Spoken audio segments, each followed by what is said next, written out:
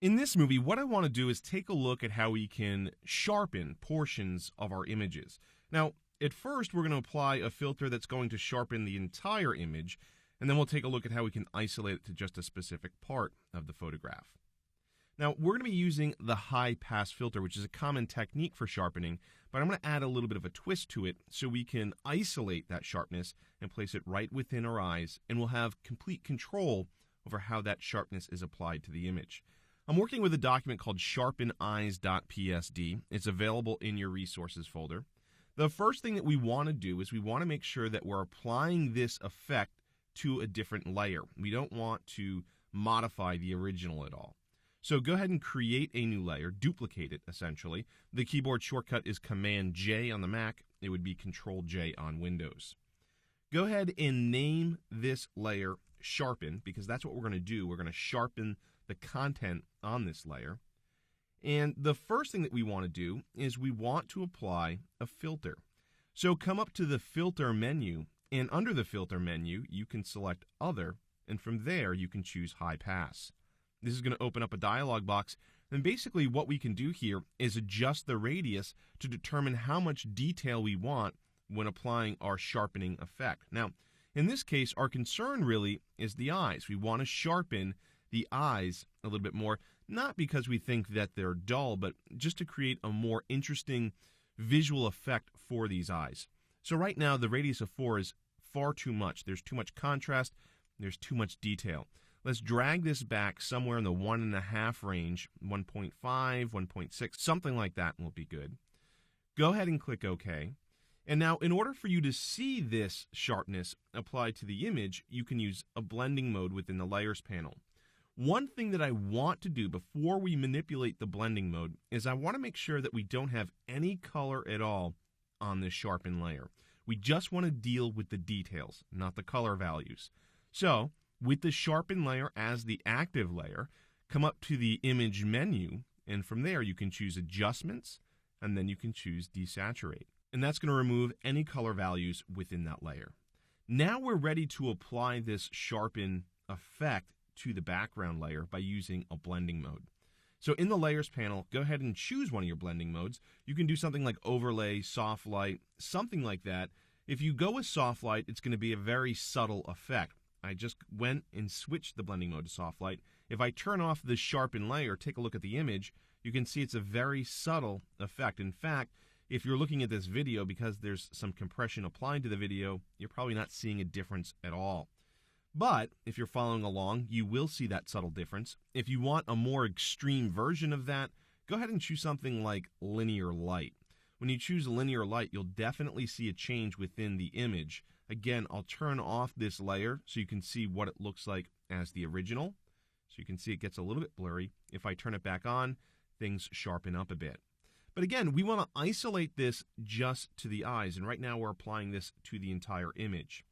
Go ahead and zoom into the eyes. I'm going to go ahead and zoom in, and I'm going to, again, turn off the visibility of this sharpen layer so you can see the difference, the original image and then the image with the filter applied to it.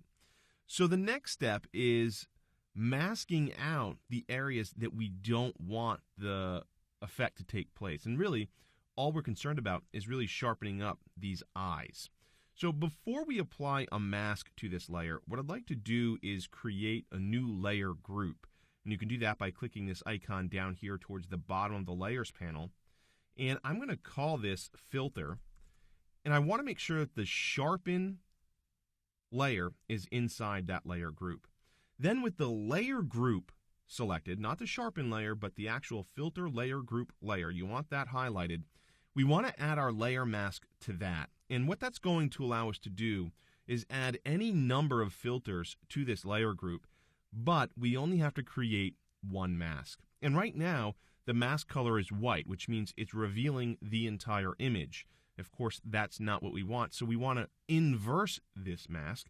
And the keyboard shortcut for that is Command I on the Mac, would be Control I on Windows. Now that the image is hidden, we want to reveal portions of the image to bring back that sharpness. So come over and choose your brush tool, and you want to make sure that you're painting in white, and you can select whatever brush size that you want. you just want to be careful. You really want to avoid these highlights in the eyes. By painting into these highlights, you're really going to be creating a bizarre haloing effect. So the name of the game here is to click and drag underneath the eyes in the color values. So I'm just going to go ahead and paint a little bit. I can reduce the brush size and get into these smaller areas of the eye. Just go ahead and take your time and add some sharpness to the eyes. I'm going to do the same thing over here. I'll increase the brush size a little bit. Again, I'm using the angle bracket keys on the keyboard to manipulate the size of the brush. And again, I'm going to avoid those highlights as best I can. Just click and drag to add some sharpness to these eyes. So once you're happy with that, again, you can turn off the layer group to see the original image, and you can turn it back on to see what the image looks like with the filter applied to it. I'm going to go ahead and zoom out just a bit. Again, just take a look at this with the sharpness and without.